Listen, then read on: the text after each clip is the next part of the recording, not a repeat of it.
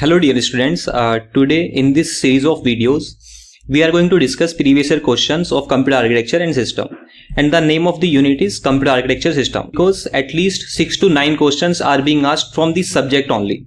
Okay, what I mean to say is in this unit 2 we have 3 subjects: digital logic design, computer architecture and microprocessor. So all these 3 units will give you at least 12 questions in NT-NET examination. 12 questions means 24 marks, right? So this particular unit is really important for NT-NET examination if you are targeting for JRF. Okay, because 24 marks means 8%. Okay, 8% is very big score in NT-NET computer science, because 8% may make a difference from lecturership to JRF. Okay, so this unit is really important to prepare if you are going for NT-NET JRF, and the questions that are being asked in this unit are moderate to difficult. Okay, what I mean to say is you can actually predict the questions from which particular topic in this subject the questions will come. Okay, for example, most of the times they will ask the questions from addressing modes, from instruction formats, okay, and pipelining. So these are the few topics which are really important in these subjects: instruction format, pipelining, cache memory. Okay, so these are the really important topics in this subject which you should not leave. Even if you are not able to understand computer architecture system, at least study these topics. Okay, even if you read these topics, you will be able to get at least 12 to 15, 16 marks in this unit. Okay, so every day you will see in every examination, in every year they will ask the question from addressing modes. There is not even a single paper of NT-NET where addressing mode questions are not asked. And you will see in NT-NET June 2019 paper, the first question is itself on the addressing modes. So let us discuss first question, and this question is saying which type of addressing mode less number of memory references are required. Okay, so I hope you know what is addressing modes. If you do not know what is addressing modes, let me take some time, 1 minute, to explain what is addressing modes. Okay, so we have an instruction, right? And in instruction we have 2 fields. So this is your instruction, and in this instruction we have 2 fields: opcode field and operand field. Okay, like this. And for example, let us say you have an instruction add R1 R2. So in this instruction, what is operand and what is opcode? This addition operation is opcode. The full form of opcode is operation code. Okay, what operation you are going to perform on these operands? For example, you are going to perform addition operation on the values which are stored in register R1 and R2. Okay, so at the time of instruction decoding, you will come to know what kind of instruction it is. So you know that instruction cycle consists of 2 subcycles: instruction fetch and execution cycle. In execution cycle we have 3 more subcycles. For example, instruction decode, operand fetch and execution cycle. So at the time of instruction decode, you will come to know what kind of instruction you are going to execute. For example, it is an arithmetic instruction, or it is a logical instruction, or it is a jump instruction, or it is a transfer of control instruction. Like this, instruction decode cycle will tell you what kind of instruction it is. Now the question is, where are the operands stored? Okay, these are the operands: operand 1, operand 2. So operands can be stored. Operands can be given in the instruction itself. Okay, or they may be found in registers, or they may be found in memory, right? So addressing modes will tell you where you will find operands. Okay, either operand will be in the instruction itself, or it will be in the registers, or it will be in the memory. For example, look at this instruction: add 3000 2000. Okay, so this is an instruction in which first operand is stored at the memory location 3000 and second operand is stored at the memory location 2000. Always remember, whenever you have something like this simply means that these are the memory locations. Okay, for example, another instruction is like this: R1 R2. This simply means that the operands will be found in the registers of CPU. Okay, registers are in the CPU. Okay, so you do not need to access memory for operands. You can simply find the operands in registers itself, right? So this question is simply asking in which addressing mode less number of memory references will be required. Okay, so let us talk about each option one by one. For example, immediate addressing mode. In immediate addressing mode, the instructions are it's like this: add 3020. Whenever you have hash in front of any value, that is an immediate value. What does it mean? Immediate value means this second operand is directly given in the instruction itself. You do not need to access memory or registers to access this operand. This is given directly in the instruction. This means you have to access memory location 3000, and here you will find another operand. So now what you will have to do is you will have to access memory to fetch one operand, and second operand is given in the instruction itself. Then you will perform addition operation, and finally result will be stored in the location 3000. Okay, this instruction simply means take the value from 3000, okay, go to memory and access the value from 3000, add the value 20 to this because 20 value directly given in the instruction. Okay, sometimes for example in 8085 microprocessor, immediate addressing mode is specified like this: ADI. This means add immediate. So whatever is given with this, there will be immediate values. This is immediate value, and for second operand you have to access register.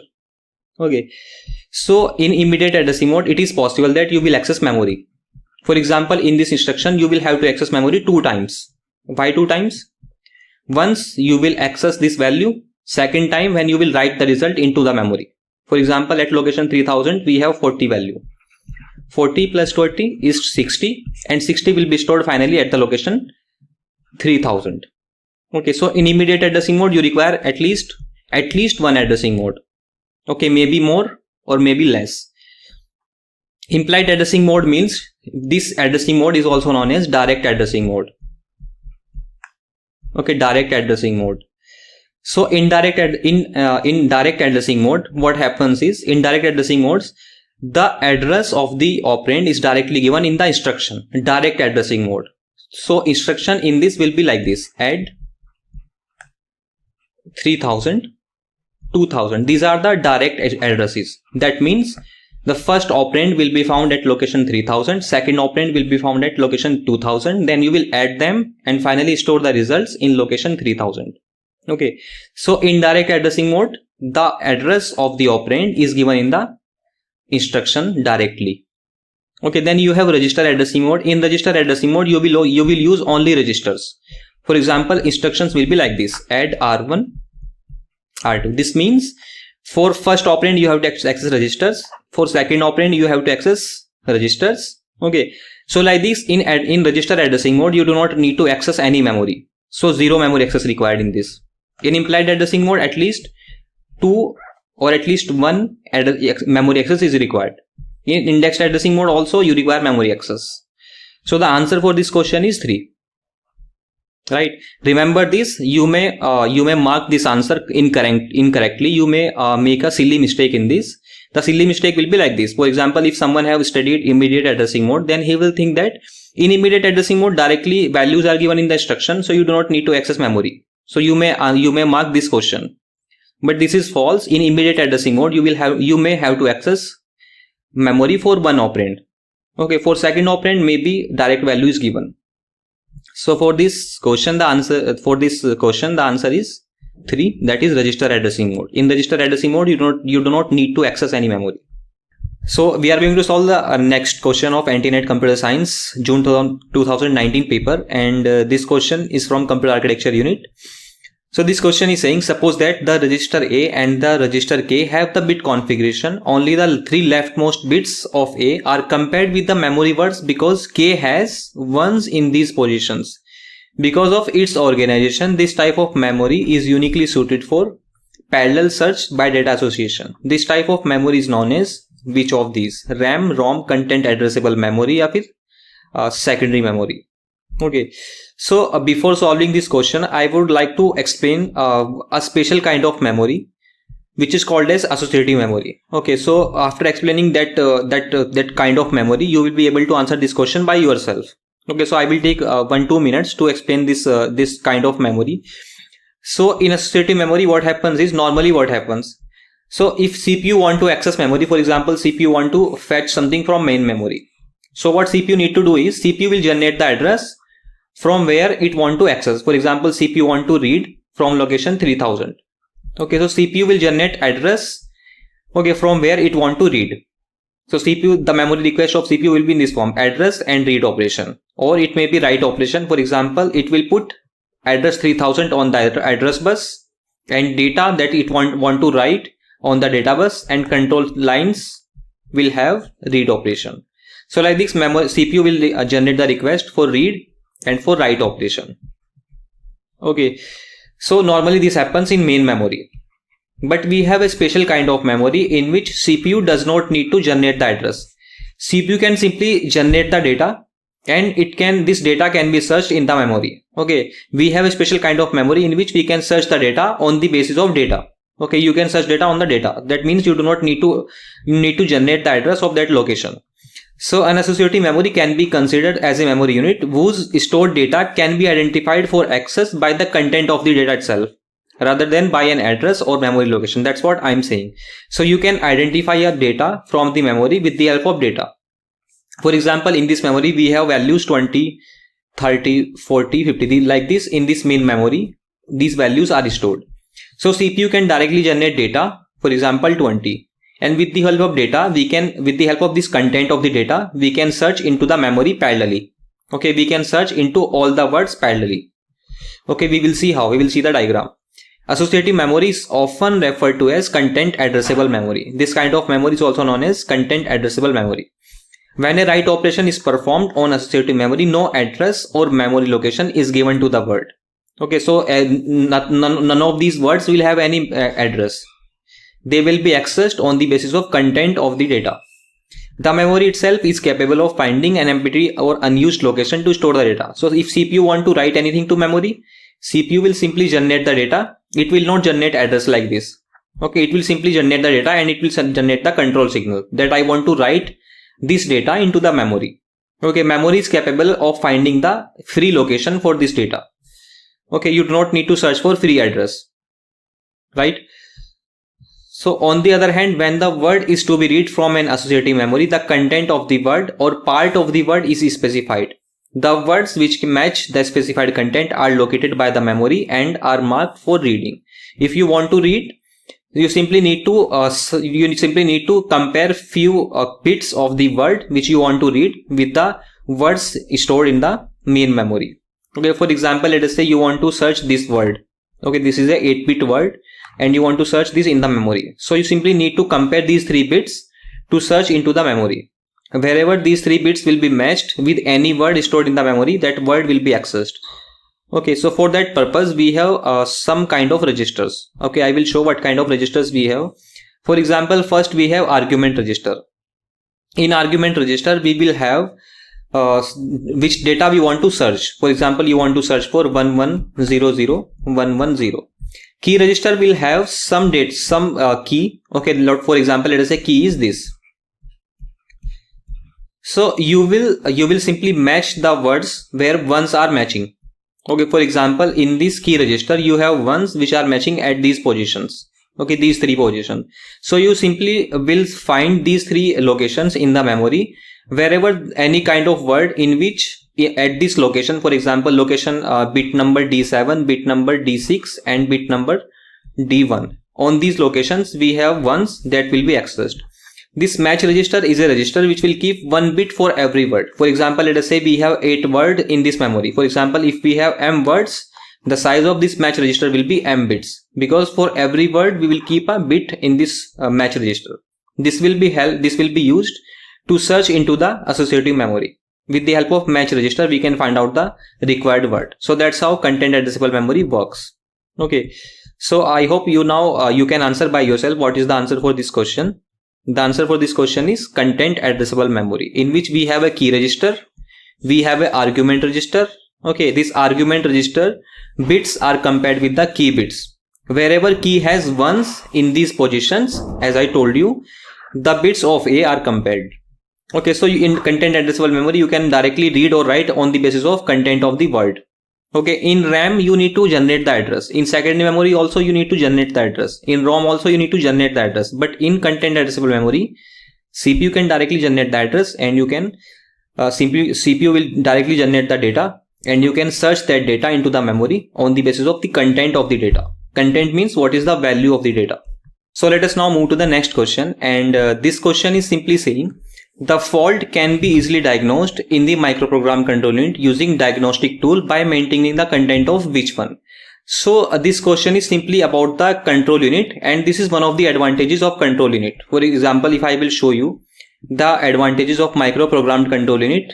Okay, I hope you have studied what is microprogrammed control unit. If you have not studied, I will give you a background. So we have a control unit, and control unit simply generates the control signals. Okay, this control unit is responsible for generating the control signals. And control signals can be generated on the basis of two methods. Either we can generate the control signal with the help of a microprogram, or you can say with the help of software, which is embedded into the ROM, which is read-only memory, or with the help of hardware, which is called as hardwired. Okay, you can hardwire the microprogram into the hardware itself. Okay, so control signals can be generated with the help of a program or with the help of a hardware. Okay, so in microprogrammed control unit, we have two kind of microprogrammed control unit, that is vertical and horizontal. In vertical, we will use the control signals in encoded pattern. Okay, vertical and horizontal. For example, if you have, let us say, 64 control signals. For 64 control signals, you need to simply have 6 bits. Okay, because we will use an encoder, and we will take the help of encoder in which 64 signals can be encoded with the help of 6 bits. Okay, so we will simply use 6 to 64 encoder, which can help us to encode a control signal from 6 bit to 64 bits. In horizontal control unit, we will have 1 bit per signal. 1 bit per control signal. For example, if you have 64 control signals, so you will have to keep 64 bits for control signals in the control word. Okay, so you can read these advantages. These are the advantages of microprogram control unit. The design of microprogram control unit is less complex because microprograms are implemented using software routines. That's what I was telling.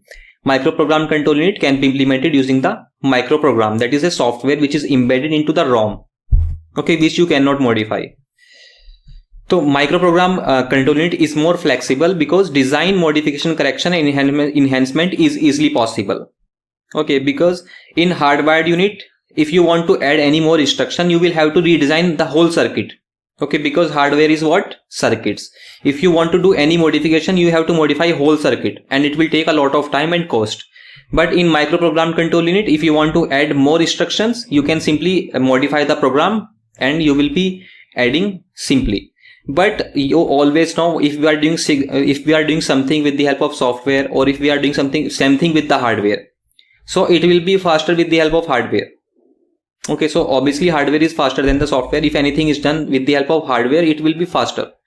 Okay, so obviously hardwired unit is faster, but microprogram control unit is more flexible. You can add any more instructions. The new or modified instruction set of CPU can easily be implemented by simply rewriting or modifying the content of the control memory. That's what I told you. You can simply modify the microprogram which is stored in the control memory.